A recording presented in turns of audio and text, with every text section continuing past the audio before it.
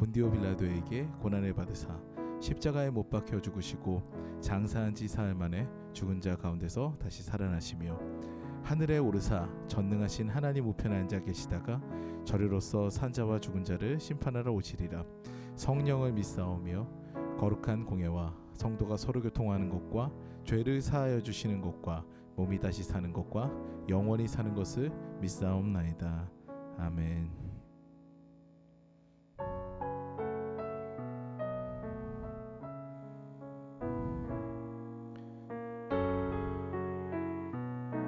고백하시겠습니다. 나의 마음을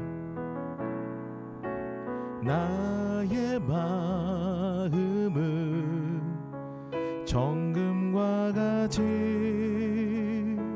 정결케 하소서. 나의 마음을 정금과 같이 하소서. 내 영혼에 한 소망이 있으니 주님과 같이 거룩하게 하소서. 나의 삶을 드리니 거룩하게 하소서. 주님 나를 받으소서. 나를 받으소서. 다시 한번 고백합니다. 나의 마음을 정금과 같이 정결케 하소서. 나의 마음을 정금과 같이 하소서. 내 영혼에 한 소망이 있으니 주님과 같이 거룩하게 하소서. 나의 삶을 드리니 거룩하게 하소서. 주님 나를 받으소서. 나를 받으소서.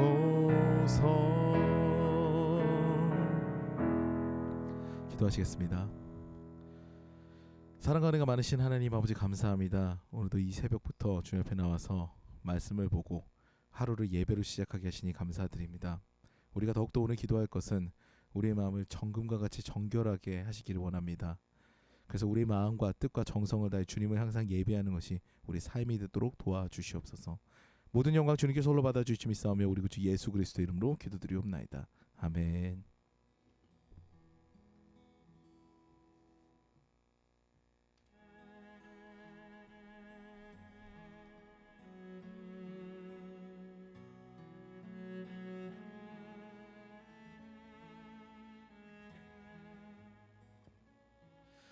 할렐루야. 오늘 말씀은 역대하 25장 1절부터 13절까지 말씀입니다. 제가 봉독하고 마지막 13절만 같이 합독하도록 하겠습니다. 아마샤가 왕이 되었을 때 그는 25살이었다. 그는 예루살렘에서 29해 동안 다스렸다. 그의 어머니 여호와따는 예루살렘 사람이다. 그는 주님께서 보시기에 올바른 일을 하였으나 마음을 다하여 하지는 않았다. 왕권을 확고하게 장악한 뒤에 그는 부왕을 살해한 신하들을 처형하였으나 처형받은 신하의 자녀는 죽이지 않았으니 그것은 그가 모세의 책 곧 율법에 기록된 말씀을 따른 것이었다. 거기에는 아버지가 자녀 대신에 처형받아서는 안 되고 또 자녀가 아버지 대신에 처형받아서도 안 된다. 오직 각 사람은 자신이 지은 죄에 따라 처형받아야 한다 하고 말씀하신 주님의 명령이 있다.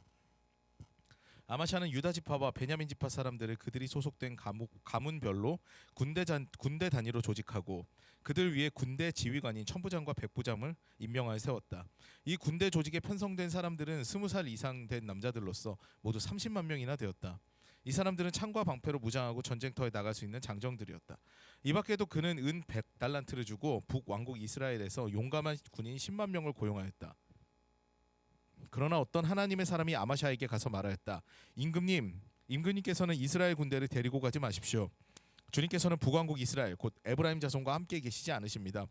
그런데도 임금님께서 북이스라엘 군대를 데리고 출동하시거든 힘써 싸워보십시오.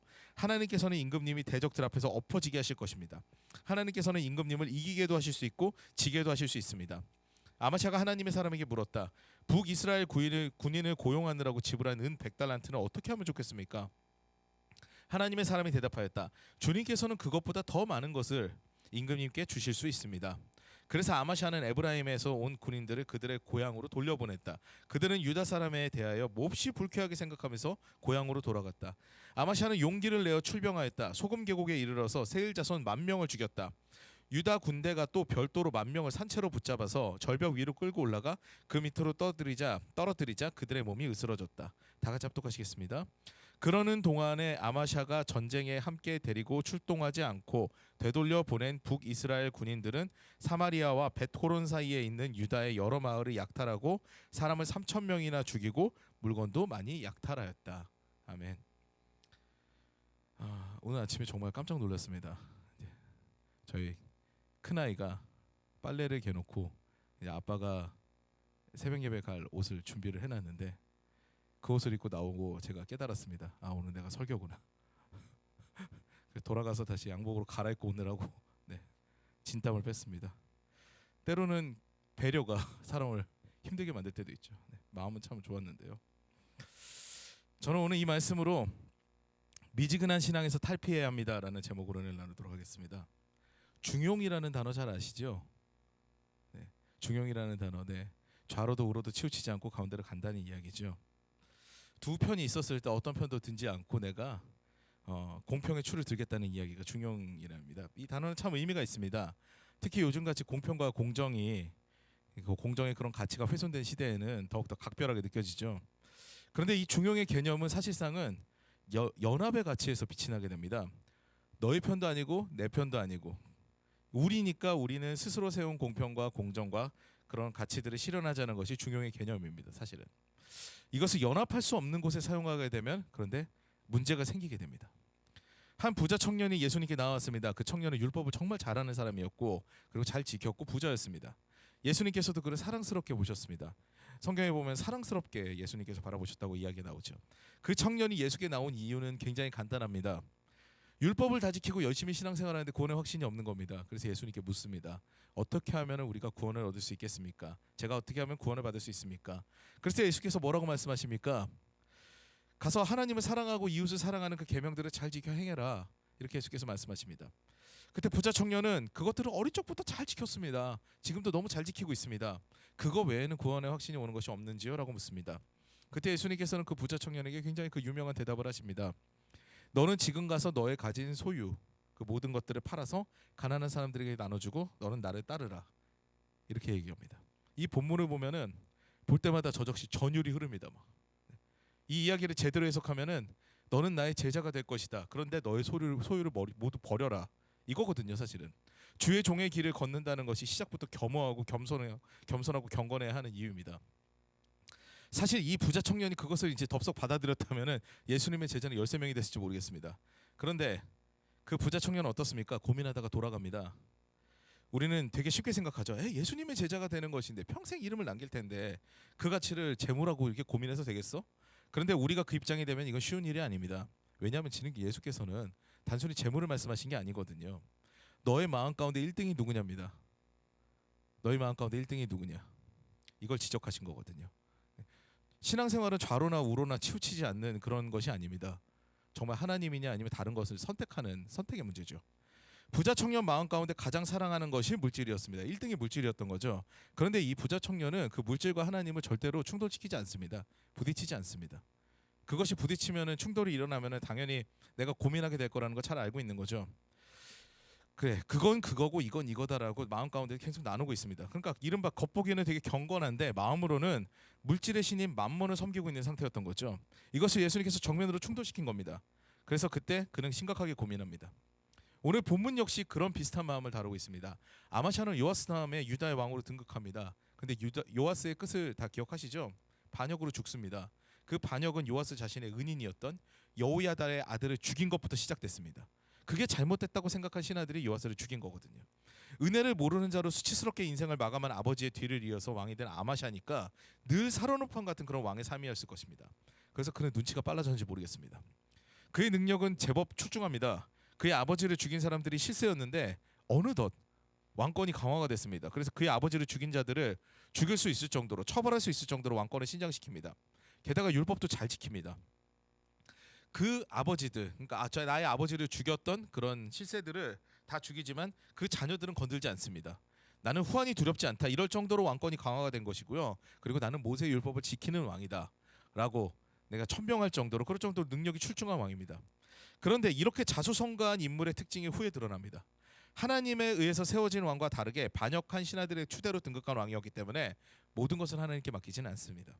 오늘 본문에 드러난 사건이 바로 그렇습니다. 아마샤는 여호람 왕 시절에 반역했던 에돔을 정벌하고자 군대를 모집을 합니다. 보통 하나님의 사람 같은 경우에는 싸움의 향방을 누구에게 묻습니까? 하나님께 먼저 묻습니다. 시글락이 약탈당하고 난 다음에 그 나중에 처벌하러 출발할 때 다윗이 무엇을 먼저 합니까? 에봇을 가져오라고 합니다. 하나님의 뜻이 과연 무엇인지 내가 물어봐야겠다라고 이야기를 하죠.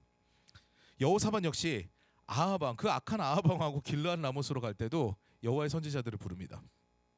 이와 같이 하나님의 사람은 하나님의 뜻이 중요한데 아마샷은 하나님을 따르긴 따르는데 세상의 일과 주님의 일을 그 부자청년처럼 나눕니다. 그런 상황을 연출하죠.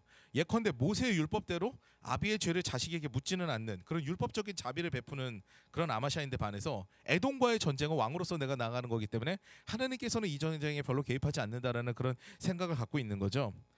자신의 일이라고 선을 긋고 있습니다. 그래서 아마샤는 오늘 본문과 같이 하나님을 의지하지 않고 자신의 군대 30만 명과 북이스라엘에 은 100달란트를 주고 고용한 10만 명의 군대를 믿습니다. 이때 아마샤의 평소 행위를 사랑하시는 주님께서는 선지자를 보내서 이 일을 이야기를 하십니다. 그 이스라엘 군대를 의지하면 너는 패배할 거다. 그런데 네가 나를 의지하면 승리할 거다. 하나님께서는 부자 청년에게 이야기한 것과 같이 최후의 기회를 허락하십니다. 무엇입니까? 정면으로 충돌한 겁니다. 너는 너의 군대와 10만 명의 이스라엘 군대를 의지하겠느냐 아니면 나를 의지하겠느냐, 그것을 물어보신 거죠. 이때 아마샤는 다행스럽게도 주님을 선택합니다. 그리고 은 100달란트로 고용된 이스라엘 군대 10만 명을 돌려보내죠. 은 100달란트 같은 경우에 사실 어마어마한 그런 재물입니다. 무게가 톤단입니다. 그것을 포기한 대가로 아마샤는 소금 골짜기에서 에돔인을 무찌르는 세일산 사람들을 1만 명이나 죽이고 사로잡아서 나중에 떨어뜨려서 죽이는 2만 명이나 죽이게 되는 전과를 거두게 됩니다. 물론 이전에 잘못된 선택에 대한 책임은 분명히 지게 됩니다. 고용되었던 10만 명의 이스라엘인들은 화가 납니다. 우리가 전쟁 나가서 전리품을 거둬야 되는데 그렇게 못 됐거든요. 은 100달란트 받은 거는 생각하지도 않고 남유다의 성읍을 베토론부터 사마리아까지 약탈을 하는데 3천 명이나 되는 남유다의 그런 민간인들까지 학살을 합니다. 참으로 안타까운 일이죠. 오늘 말씀을 정리해서 보게 되면은 단 한 구절로 요약될 수가 있습니다. 2절이죠. 그는 주님께서 보시기에 올바른 일을 하였으나 마음을 다하여 하지는 않았다. 근데 가장 중요한 게 무엇입니까? 사실 마음입니다. 마음과 뜻과 정성을 다해서 하나님을 섬기는 것이 우리의 본분이죠. 그런데 아마샤는 겉보기에는 신앙인이었는데 참 신앙인이 되기에는 부족했습니다. 사랑하는 여러분, 신앙생활은 겉보기가 중요하지가 않습니다. 우리의 마음이 참으로 중요한 것이죠. 여기 앉아있는 것보다 우리가 하나님께 예배를 드리고자 하는 그 마음이 더 중요하다는 이야기입니다. 누구도 알 수 없습니다. 자신 스스로와 그리고 하나님만이 알고 계신 부분이죠. 그래서 중요합니다. 그래서 우리 마음 가운데 네 글자를 꼭 새기고 살아야 됩니다. 코람데오, 하나님 앞에서 나는 정말 하나님 앞에서 어떤 마음을 갖고 있는가, 그리고 하나님 앞에서 나는 정직할 수 있는가, 이걸 마음 가운데 새기고 살아야 되는 거죠. 그러면서 내 마음이 어디로 향하는가를 수시로 점검해야 됩니다. 삶 가운데 하나님의 만지심은 우리가 마음을 다해 주님을 따를 때 일어납니다. 오늘도 입술로 시인하는 것과 동시에 중요합니다. 마음으로 믿어서 구원에 이르게 되는 그런 복을 경험하시는 저 여러분 되시기를 주님의 이름으로 축원합니다. 네, 오늘 말씀은 정말 한마디로 정의가 됩니다. 온전한 마음으로 하나님을 예배해야 됩니다. 우리가 마음을 다하여서, 우리가 무엇을 하느냐가 더 중요한 것이 아니라 내 마음이 어디 있느냐가 훨씬 중요한 일이거든요. 자신 스스로와 하나님뿐이 아는 이 마음을 정직하게 먹고 하나님 앞에 나아가는 그런 삶을 소망하시는 저와 여러분 되시기를 주님으로 축원합니다. 기도하시겠습니다. 사랑과 은혜가 많으신 하나님 아버지 감사합니다. 우리가 마음과 뜻과 정성을 다해서 주님을 예배하게 하여 주시었고 그 예배가 우리의 삶이 되도록 도와주시옵소서. 오늘 새벽에 주님을 바라면서 우리가 부르짖는 이 모든 것들도 우리가 마음과 뜻과 정성을 다해서 주님께 나아가는 것이 될 수 있도록 도와주시옵고 단순히 우리가 이 자리에 머무르는 것으로 만족하는 것이 아니라 우리 마음이 늘 주님께 향함을 간절히 소원하는 우리가 될 수 있도록 도와주시옵소서. 모든 영광 주님께 솔로 받아주심이 있사오며 우리 구주 예수 그리스도의 이름으로 기도드리옵나이다. 아멘. 주기도문으로 예배 마치겠습니다. 하늘에 계신 우리 아버지여, 이름이 거룩히 여김을 받으시오며 나라가 임하시오며 뜻이 하늘에서 이루어진 것 같이 땅에서도 이루어지이다. 오늘 우리에게 일용할 양식을 주시옵고 우리가 우리에게 죄 지은 자를 사하여 준 것 같이 우리의 죄를 사하여 주시옵고 우리를 시험에 들게 하지 마시옵고 다만 악에서 구하시옵소서. 나라와 권세와 영광이 아버지께 영원히 있사옵나이다. 아멘.